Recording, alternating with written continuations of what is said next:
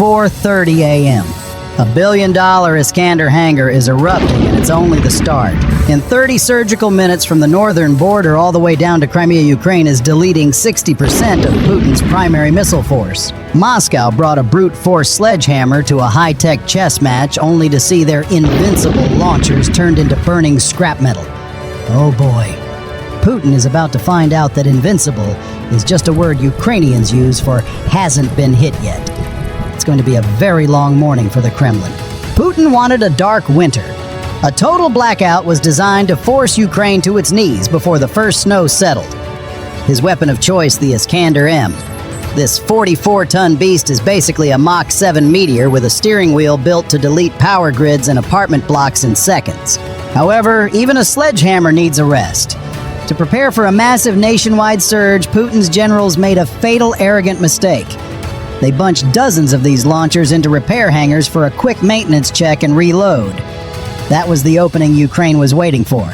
U.S. intelligence and stealthy recon drones spent 96 hours watching this billion-dollar parking lot grow. It was a now-or-never scenario. Kyiv narrowed the kill zone down to 5 critical hubs: Bryansk, Kursk, Rostov, Krasnodar, and Crimea. These aren't just random pins on a map. They're all within a 60 to 250-mile sweet spot, where Ukrainian drones can achieve 100% saturation. The obstacle, though, was still terrifying Russia's steel umbrella. We're talking S-400s and Panzer S-1s, a multi-layered defense designed to track anything from a stealth fighter to a stray seagull. One wrong move and Ukraine's entire drone fleet becomes very expensive confetti. The mission was a total gamble with the highest possible stakes. How do you turn a 30-minute window of vulnerability into a nationwide leveraged strike that deletes half of Russia's missile power? Well, it starts with a few hundred pieces of carbon fiber bait and a very long morning for the Russian air defense. 3:47 a.m. Bryansk. The air is freezing, but inside the Russian air defense bunkers, things are about to get red hot.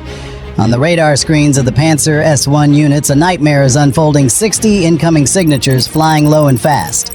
This is the Corvo PPDS, Ukraine's cardboard ghost. Now, don't let the material fool you. These aren't hobby planes. They are precision-engineered decoys equipped with tiny signal emitters that trick a Russian radar into thinking it's looking at a $500,000 Neptune cruise missile. The Russian operators protecting the billion-dollar Iskander hangars fall for the bait hook, line, and sinker. They panic. Their training manual says saturation attack, and their fingers hit the launch buttons. Suddenly, the sky is filled with the roar of 57 E-6 interceptor missiles screaming off their rails. Ironically, each one of those Russian missiles cost about $150,000, the price of a brand new Porsche 911. And what are they hitting $500 pieces of wax-coated cardboard? It's a tactical disaster. The Panzer's dual 30mm autocannons are pumping out 4,000 rounds per minute, lighting up the night, but they're essentially throwing diamonds at trash. Moscow is burning through millions of dollars in munitions just to swat paper flies. But while the Russian crews are high-fiving over their confirmed kills, the real assassins are already in the room, hugging the tree line at a mere 130 feet low enough to clip a tall pine are 20 Luti stealth drones. These are the silent hunters. Their carbon fiber bodies have a radar cross-section smaller than a crow. While the Panzer's radar is blinded by the smoke and noise of the cardboard massacre, the Luti has slipped through the gaps in the steel umbrella like ghosts. The Luti doesn't just fly, it thinks. Its onboard AI is scanning for a very specific thermal signature, the massive cooling units of 8 Iskander M launchers tucked inside Hangar 4. The lead drone locks on and enters its terminal dive at 100 miles per hour. It doesn't just explode, it carries a specialized shaped-charge warhead. Upon impact, it creates a focused jet of molten copper traveling at 35,000 feet per second, fast enough to punch through the hangar's reinforced steel roof like a hot needle through silk. Then physics takes over in the worst way possible for the Kremlin.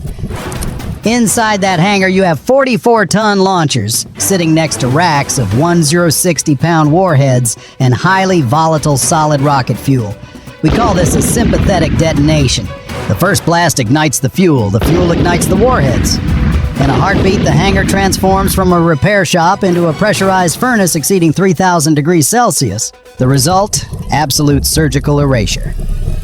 3 Iskander M launchers, Putin's primary nuclear-capable sledgehammers, are literally liquefied into puddles of scorched aluminum. 5 massive transloader vehicles are shredded by supersonic shrapnel, their hydraulic systems vaporized.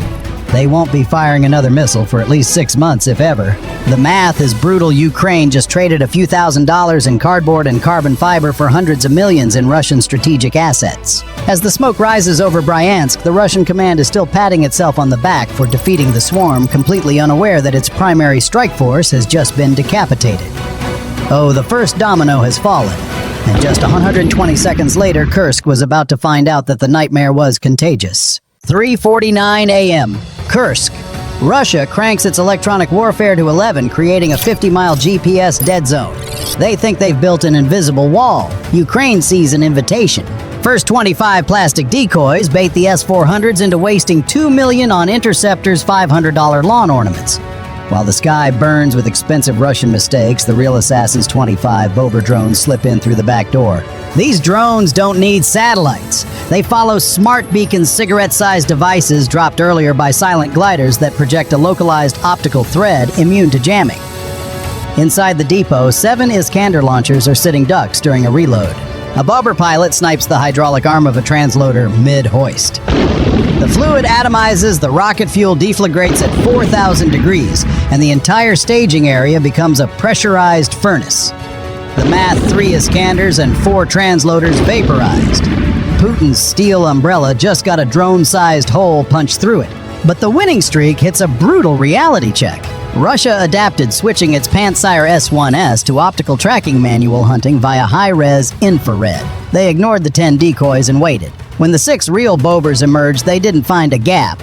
They found a curtain of steel from 30mm autocannons pumping out 80 rounds per second. 4 Bobers were shredded instantly, and a 5th was knocked offline by a localized jammer. Only 1 limped through, causing minor damage to a single launcher before being silenced.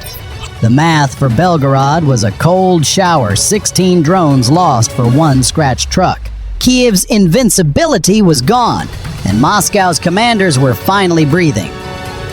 Their relief was premature. While Belgorod celebrated cracking the code, a massive swarm of 75 drones was already screaming toward Rostov for total unmitigated saturation. If Belgorod was a reality check, Rostov was about to be a total system failure. You see, the Russian commanders in Rostov thought they were prepared. They'd seen the reports from the north and cranked their S-300 and Pantsir radars to maximum sensitivity. They were ready for a fight. What they weren't ready for was a digital and physical tidal wave. Ukraine didn't send a strike force to Rostov, they sent a saturation swarm. We're talking about 75 drones screaming toward the most critical logistics hub for the entire Donbass front. 45 of these were the Corvo cardboard decoys, but this time they weren't just flying. They were maneuvering in a coordinated, chaotic dance designed to do one thing: crash the Russian brain. Here's the terrifying math for the Russian operators. A standard Pantsir S-1 radar can track about 24 targets, but it can only engage 4 at a time. Ukraine didn't just exceed that limit, they obliterated it. 3:55 a.m. Rostov. Russian radar screens aren't showing targets, they're showing a digital blizzard. This is a military DDoS attack, 75 drones crashing the planet's most sophisticated air defense network. While S-300 batteries waste $2 million missiles on $500 cardboard decoys, 30 real Bober drones are weaving through the logistics park like robotic wolves. The target, Hangar 7, housing 9 Iskander M launchers. As Russian crews scramble, 5 Bobers slam into a nearby fuel depot. The resulting shockwave literally rips the hangar doors off their hinges. Then comes the precision kill. 25 Bobers dive into the exposed hangar, triggering a 40-minute chain reaction of secondary explosions. The math for Rostov 4 Iskanders vaporized 6 transloaders shredded. Ukraine didn't just strike, they amputated the logistics artery feeding the Donbass front. 4:02 a.m. Krasnodar. By now, the Russian command is in a state of absolute hair-pulling hysteria. They've watched their missile hubs from the northern border down to Rostov go up in flames, and they know Krasnodar is the next neck on the chopping block. To stop the fireflies, they decided to unleash the beast, the Krasuka 4. This is Russia's most powerful electronic warfare monster. As the Ukrainian swarm approached, the Russian operators slammed the panic button, cranking the Krasuka to 110% power.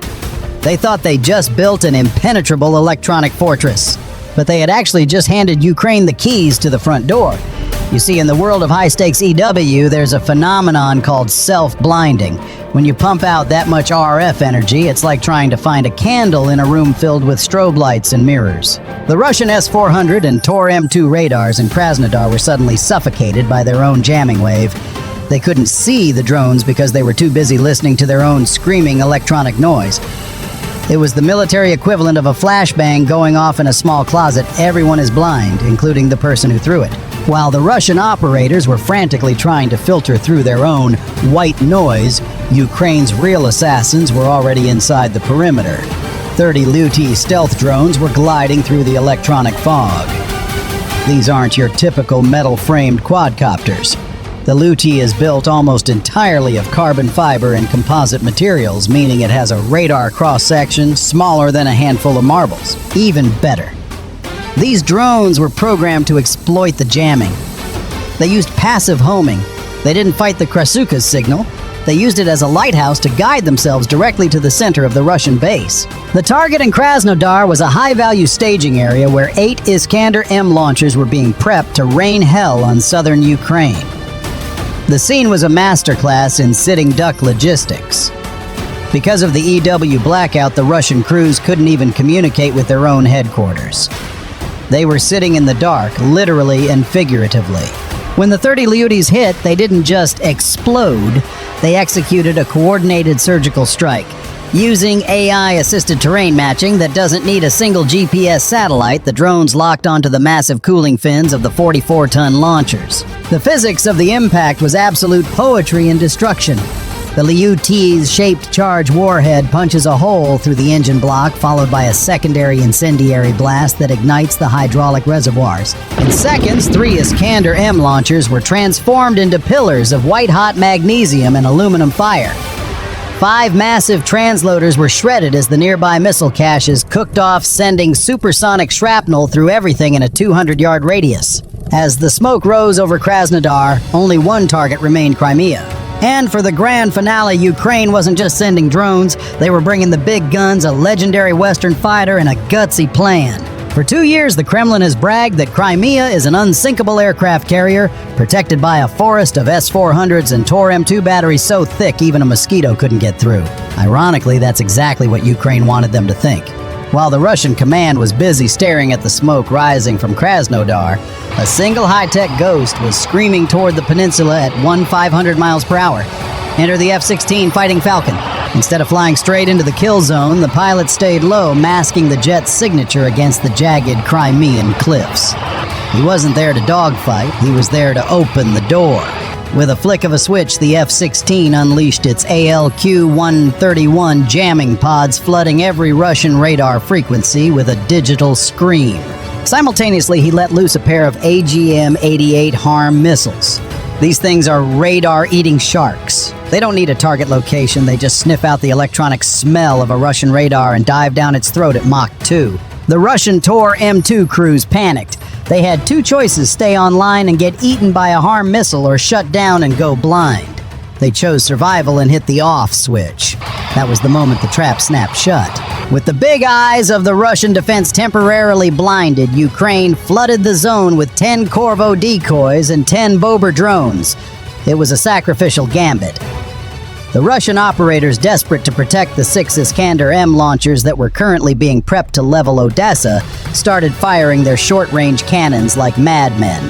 Tracers filled the sky like angry fireflies, shredding the decoys, while the Bober drones danced through the gaps, forcing the Russians to focus every ounce of attention on the swarming wasps right in front of their faces.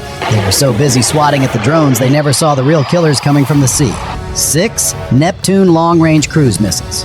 These homegrown Ukrainian monsters were skimming just 10 feet above the Black Sea waves, hiding in the radar clutter of the ocean spray. By the time the Russian Tor-M2 operators realized the drones were just a distraction, the Neptunes were already making their final pop-up maneuver. The target was Hangar 12, the heart of the Crimean missile force. The first 2 Neptunes punched through the front doors at 600 miles per hour. The next 4 hit the roof. The physics of what happened next would make a demolition expert weep. Inside that hangar, 6 Iskander M launchers were sitting in a row, fully loaded with 60-pound warheads. When 330 pounds of Neptune-high explosives met 6,000 pounds of Russian rocket fuel, the result was a geological event. A white-hot fireball nearly a quarter-mile wide erupted into the Crimean sky. The secondary cook-off was so violent it physically shattered the reinforced concrete of the nearby bunkers. 2 Iskander M launchers were vaporized instantly. 5 massive transloaders, the backbone of the brigade, were turned into twisted, blackened skeletons. This was the biggest fireworks display of the entire 30-minute campaign. The math for Crimea was the final checkmate 1 F-16 flight, and 6 missiles just erased the primary threat to the Black Sea ports. Ukraine didn't just hit Russia, they dismantled their invincibility in front of the whole world. Moscow brought a brute force sledgehammer to a high-speed digital chess match, and in exactly 30 minutes, Ukraine took every one of their pieces. The leveraged strike was over. The silence that followed in the Russian bunkers was deafening. Putin wanted a dark winter for Ukraine. Instead, he got a very, very bright morning on his own soil. 60% of his primary strike force gone. Billions of dollars in hardware scrap metal. And all it took was some cardboard, some beavers, and a whole lot of Ukrainian grit.